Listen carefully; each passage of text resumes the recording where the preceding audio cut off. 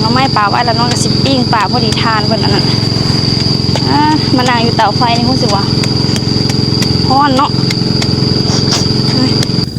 นี่ปิ้งปลาแกงน้ำไม้อีกเมนูหนึ่งก็คือตำมะฮุ่ง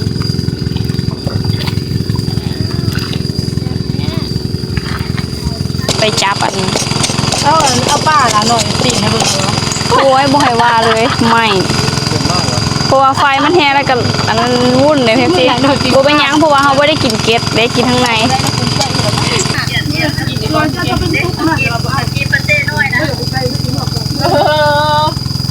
ก็น่ะตังอ่ะเนาะอย่างเดียวกับเวียนนำก็คือแล้วคือป้า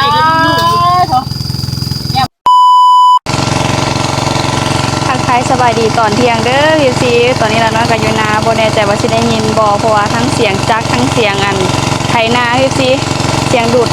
หน้าบ่จากกันไถนาบ่พี่ซีมื้อนี้ละน้อยกะทับนาทีเฮ็ดแนวกินเพราะว่ามาตอนเช้าหันมาตัดก้าใหญ่ให้เพิ่นละได้คนรับจ้างหัน3คนแล้วก็มีน้าสาวมาช่วยคนนึงแล้วก็เอ้ยไผคนนึงผู้แหละมื้อแรงผู้แหละละน้อยก็สิได้ลงตอนนี้มันห่างเฮ็ดแนวอยู่แนวกินเตรียมให้เพิ่นมาแต่เช้าก็มาตัดก้าใหญ่ให้เพิ่นเรียบร้อยละตอนนี้ก็11 โมงปลายละน้อยสิเริ่มหาแนวกินอ้ายก็กำลังไถนาสิพยายามซ้ำให้มันแล้ววันอาทิตย์นี้บ่ฮู้ว่าสิแล้วบ่เมนูของเฮามื้อนี้ก็จะมีแกงหน่อไม้แล้วก็ตำมะฮุ่งปิ้งปลาแล้วก็มีปิ้งซีนแล้วน้อยก็ออซีนมาเมื่อเช้านี้ตอนนี้หั่นน่ะบ่ทันได้กินข้าวเช้าหิวข้าวแห้งอีหลีเบิ่งสิเตรียมเฮ็ดแนวกินอันข้าวหม้อแกงหน่อไม้ปลาไว้ก่อนแล้วก็สิปั้นข้าวลืมแป้งนัวกับกาแฟแล้วก็ไปซื้ออยู่ห้างนี่ใครแต่ว่ามันใกล้ๆนี่สะดวกสบายเตรียมเครื่องแกงหน่อไม้เลยต้มหน่อไม้ตื่มอีกหน่อยนึงเพราะว่ามันพอได้จืดเสียงแบบแซวคักขนาดเดี๋ยวเราน้อยปินให้เบิ่งสนานวันไหวเลยมันพากันดำจะชิแล้วไฮนี่กันเลยย่านก้าเบิดอยู่นี่กำลังดั่งไฟ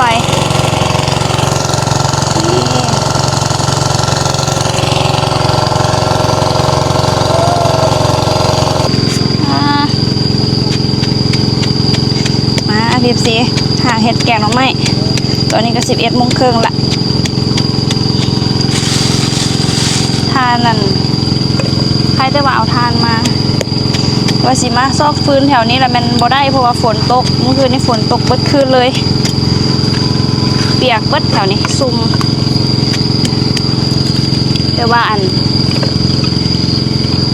น้ำให้นากับบ่มีคือเก่าได้ดูดใส่คือเก่าแกงหน่อไม้ปลาไว้แล้วน้องก็สิปิ้งปลาพอดีทานเพิ่นอันนั้นมานั่งอยู่เตาไฟนี่รู้สึกว่าร้อนเนาะ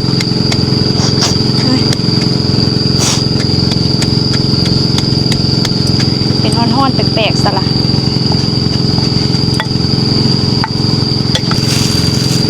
พอดีเพิ่นอาจจะซ้ำมันให้ขี้หินให้ใหญ่นี่แหละพอดีซ้ำแล้วก็ขึ้นกินข้าวเลยมื้ออื่นก็ลุยมื้อแรงก็ลุยต่อเบิ่งตัวจริงแล้วมื้อนี้หั่นน่าจะแล้วอยู่ทันแล้วอยู่มื้อนี้มื้อนี่น่ะจะพอดีได้ซ้ำนาแล้วมื้อนี่เย้ในที่สุดก็ใกล้แล้วก็ละน้อยห้อนเลยมานั่งเฮ็ดอยู่เนี่ย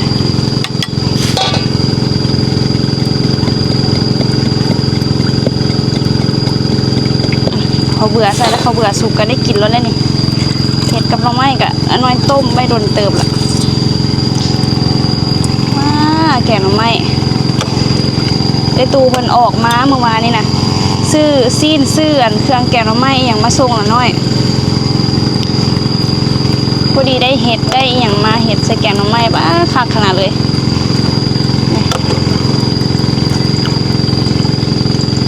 ว่าสิเก็บผักขามาใส่ก็ลืมสั่งเดี๋ยวไปซ่อผักขะแยงอยู่น้ำนาเนี่ยมาใส่สิมีบ่เนาะจังไหนลงไปเก็บเบิ่งผักขะแยงว่ามีบ่มา เธอดีกะเตรียมกระแตมาเรียบร้อยเด้อเพราะว่าเธอแล้วนี่ลืมกระแตลืมแต่ปิ้งจังไดจังสิบอกอึ๊บ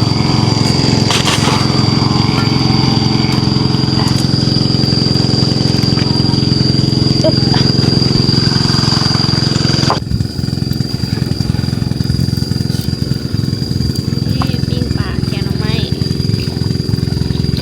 อีกเมนูหนึ่งก็คือตำมะฮุ่ง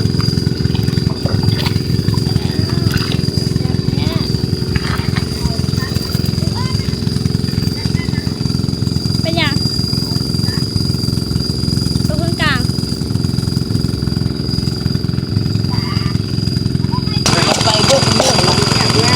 ตัวนี้เฮ็ดปิ้งปลาแล้วก็แกงหน่อไม้เรียบร้อยแล้วสิมาตำมะฮุ่งได้บัดนี้ มือละน้อยโพงเลยไปจับอัน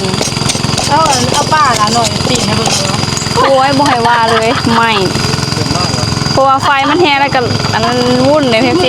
บ่เป็นหยังเพราะว่าเฮาบ่ได้กินเกล็ดได้กินข้างใน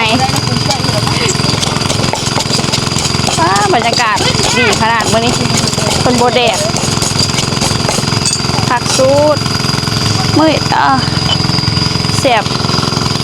สิดำนาได้บ่น้อมื้อแรงนี่เนาะใครแต่ว่ามันเป็นดิ้วอันนี้ดิ้วนาง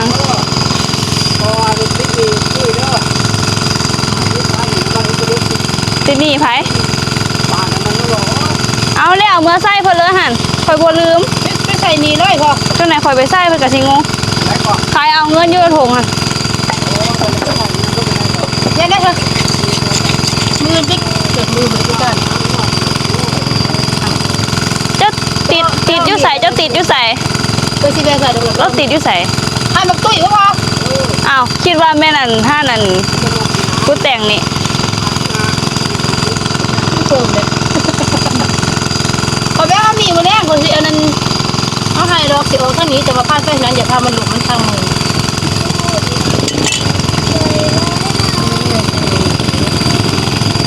ใส่ด้วยตูดเด้อถ้าเดินเอาคนติดนี้ให้ใส่เลยติดนี้ให้ใส่เลย อันนี้ป่ะลองซิม คือได้สิกระเตะมือเนาะนั่งไปให้ทั้งหมดเที่ยวเลย ปลาแดกตำเหมือนนี้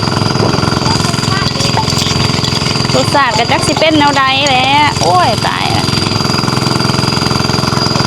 จะคล้ายๆจับเกลือแห้งผ่านกำหน้าจุ๊บยุบใส่จุ๊บใหญ่เอาเลยตัวใดจะหน่อยยุบลงเลยเมื่อยจน แต่ว่าเสียงจากยังวุ่นวันอยู่อันดูดน้ำเสนา จนเหมือนเสร็จปุ๊บแต่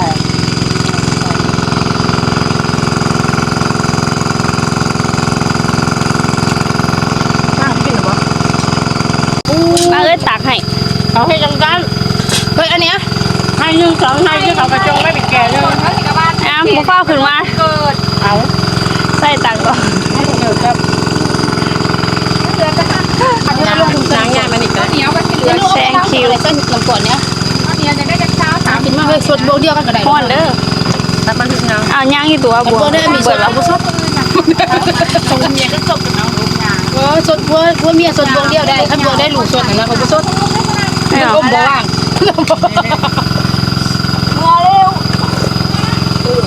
เอามาตัดหญ้าคณะสิ เอาพันฮ้อนใหม่ก่อน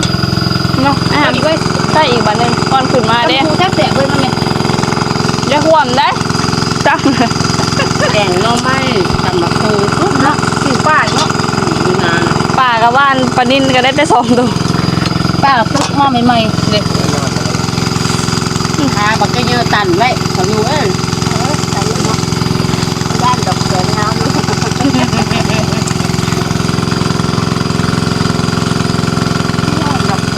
นักเต่าเลยยันดูว่าคือบ่เอามาไผ่ดินทูไอ้จิลินเนาะ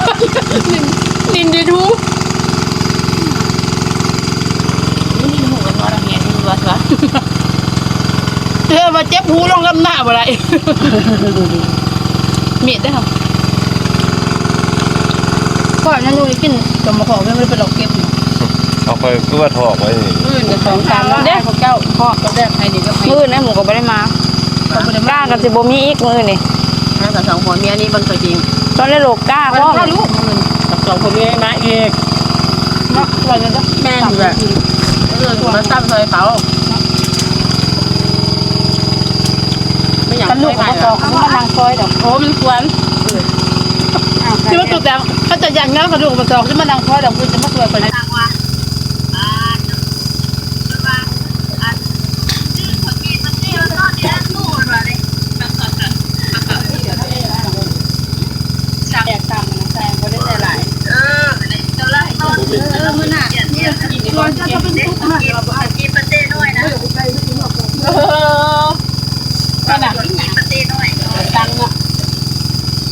อย่างเดียวกับเวียนนะก็คือรัฐบา ป้า ล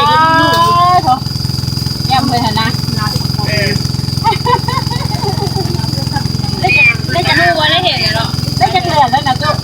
เกินไป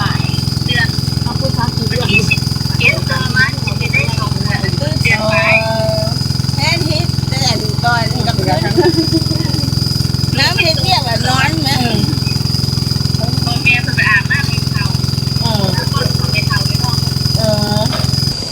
ตอนนี้ก็พากันลงแล้วเพียบซีกินข้าวแล้วละน้อยก็มาตัดก้าใหญ่ให้เพิ่นใหญ่ได้ให้หนึ่งละสิมาใหญ่ตึงอีกจาก10 ปลายมัดแล้วก็ดำแบบนี้อ้ายเพิ่นกำลังคาดให้ต่อไปหลังจากที่แล้วให้น้อยนี่คันแล้วให้นี่ก็จะเหลืออยู่3ให้ว้ายดีใจเลยเพียบซีขอนลงให้ใหญ่นี่แล้วไปแล้วเด้ให้ใหญ่ขี้หินหันใจลงไปแล้วตัวไฮนี่หันขี้หินหลายเรือมันก็เรือไฮที่แบบบอนมีขี้หินปันใดไฮตะก้านี่ให้สีดำมวนเพราะว่าเขาได้คาดได้ถ่ายแล้วเด็กตอนนั้นหวานการแล้วน้อยใหญ่ก้าให้อันเพิ่นกันแล้วก็สิลงดำช่วย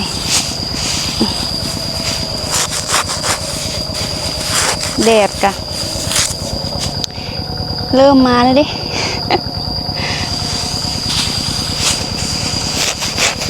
ได้ดำก้าอันมัดตัวเองโลกนี่ใครแน่เพราะว่าก้าใหม่หากระโลกวานนี่คือตัวดำไฮเมื่อเช้านี่โอ้มันนั่นก้าเก่าดำยาก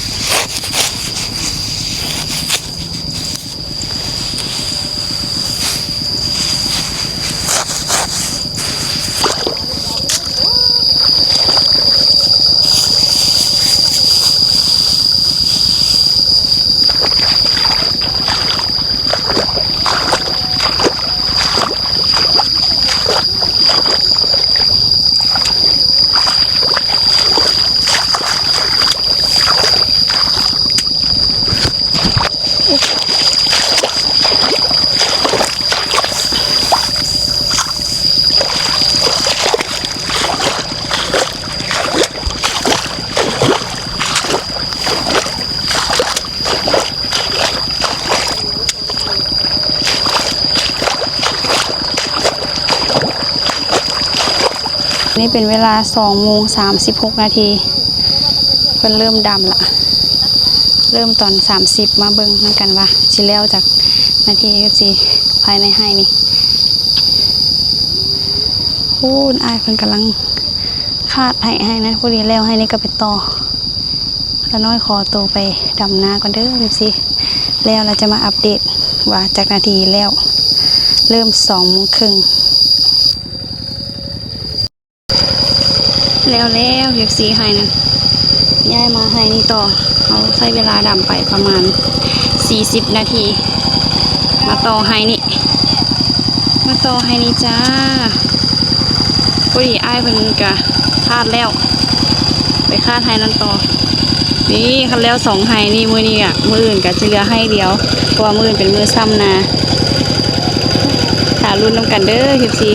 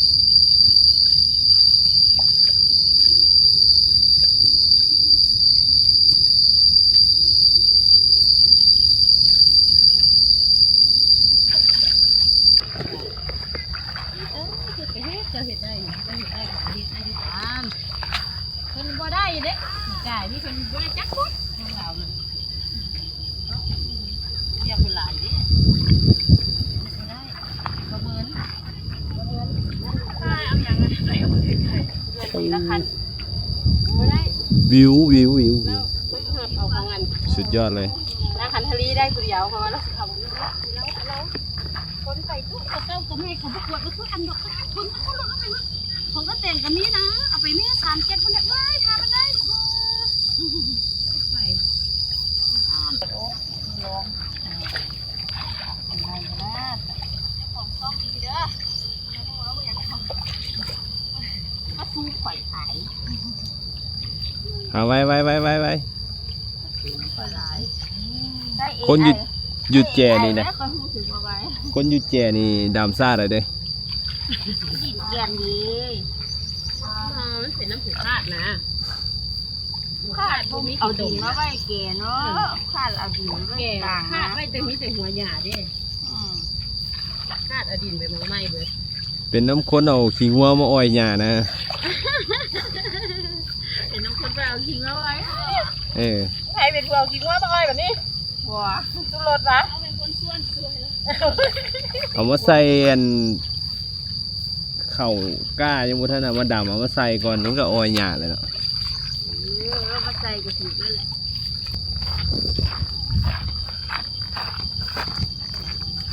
เยี่ยมเครื่องกลับบ้าน ทำแล้วมือยังสอนให้ยังสองให้ก็แล้วมือ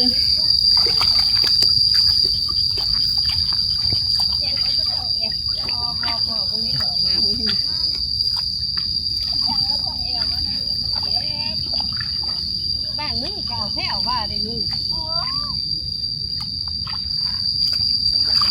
ถ้าเหลือได้ใส่หลายๆนี่ ใส่ละลายแล้ว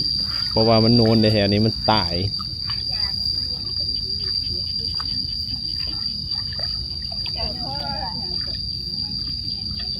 หลายตลาดเราได้เห็นเหลือหลายเด้มันสักบ่อยู่ให้สิหิน หน้าขี้หินเนาะเฮ็ดจังได๋ซะปล่อยลงไปเด้มันหลายหลายให้มันตกรถยังสิได้ไผได้ค่าไทยนั่นอยู่เป็นจังได๋ได้นั่งข้างหน้าแล้วบัดนี้ เอาเปิดแล้วเด้บ่มีบอลยิง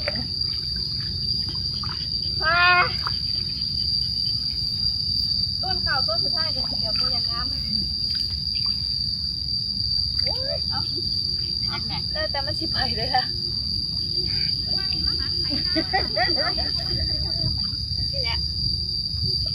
นี่แหละว่าอีพอมาเว้า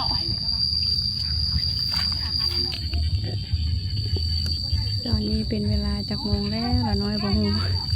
ประมาณ6:30 7 โมงยังนี่แหละจังหน่อยเดี๋ยวพาไปเบิ่งโมงได้อยู่คำนั้นว่าแปลว่ามื้ออื่นนี่อยากเล็งให้มันแล้วล่ะลกออกจากกันให้ที่อ้ายจะคาดดำมื้ออื่นเพราะว่าหน้าดำกะนี่เลยจ้างคนทำจ้างมา2 คนมันก็สิแบบบ่มีหน้าดำแล้วนะตอนนั้นก็ได้อยู่มืดเลยมื้อนี้พอดีน้าสาวเพิ่นอยู่เป็นโมใครแน่ลกโอ้ยว่าจนบอกเมื่อยบุษสภาพนี่สิได้พากันลกให้มันพอกล้าให้นี่ก็สิประมาณ70-80ไปแล้วก็ตัวเมื่อกี้นี่ประมาณ100ลกไปนี่แหละขั้นเหลืออยู่เล็กๆน้อยๆเขาก็เอามาลกเติมมือแต่เศร้าเก็บเครื่องไปน้ำแล้วก็สิพาไปเบิ่งโมงโทรศัพท์ละน้อยพูนไปเบิ่งโมงว่าตอนนี้จังโมงแล้วมันถึงแจ้งจนบ่มีแสงอ่ะ